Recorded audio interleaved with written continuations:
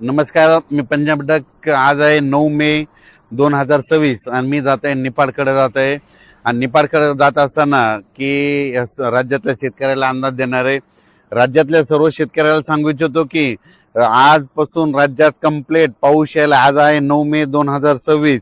Complete आजच्या 29 दिवसा पाऊस आला आहे, म्हणून हा अंदाज सर्व शेतकऱ्यांनी लक्षात द्यायचा. शेतकऱ्याला विनंती आहे, तुम्ही तुमचे शेतीचे कामे करून घ्या. फक्त 29 दिवस पावसाला बाकी आहेत, म्हणून ही अंदाज लक्षायचा.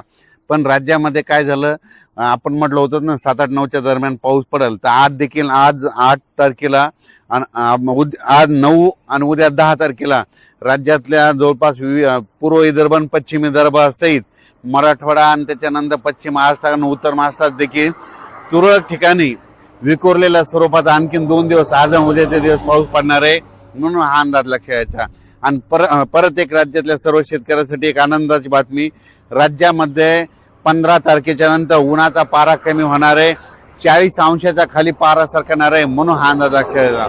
पण राज्यातल्या एक सर्व शेतकऱ्याला सांगू इच्छितो की राज्यामध्ये 14 मे पासून ते 25 मे पर्यंत दररोज वेगवेगळ्या भागात मान्सून पूर्व मोसमी पावसाळ्यासारखा पाऊस दररोज 2-2 दिवस वेगवेगळ्या भागात मुक्काम करत पडत जाणार आहे, म्हणून हा अंदाज शेतकऱ्यांना लक्षात यायचा.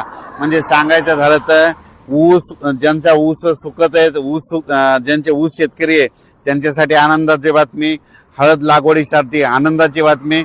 पण ज्यांच्या हळदी काढून ठेवलेल्या त्यांनी मात्र 14 तारखेपर्यंत तुमच्या हळदी काढून घरी आणून ठेवा. कारण की राज्यामध्ये जसं गेल्या वर्षी 14 तारखेला 13 तारखेला पाऊस आला होता 13 मेला, या वर्षी देखील 14 मेला पाऊस येणार आहे. आणि हे पाऊस कंटिन्यू मे महिन्यात आता मध्ये 14 पासून तर 30 मे पर्यंत दररोज वेगवेगळ्या भागात दररोज भाग बदलत, कधी पूर्व विदर्भ, कधी पश्चिम विदर्भ, 2 दिवस पश्चिम महाराष्ट्र, 2 दिवस विदर्भ, असं वेगवेगळा मराठवाडा, असं करत 30 मे पर्यंत दररोज विखुरलेल्या स्वरूपाचा पाऊस पडणार आहे. आणि शेतामध्ये पाणी देखील साचणार आहे. असा त्यामध्ये मेच्या 15 दिवसामध्ये म्हणजे 14 मे ते 30 मेच्या दरम्यान दररोज विखुरलेल्या स्वरूपाचा वेगवेगळ्या भागात पाऊस पडणार आहे, म्हणून हा अंदाज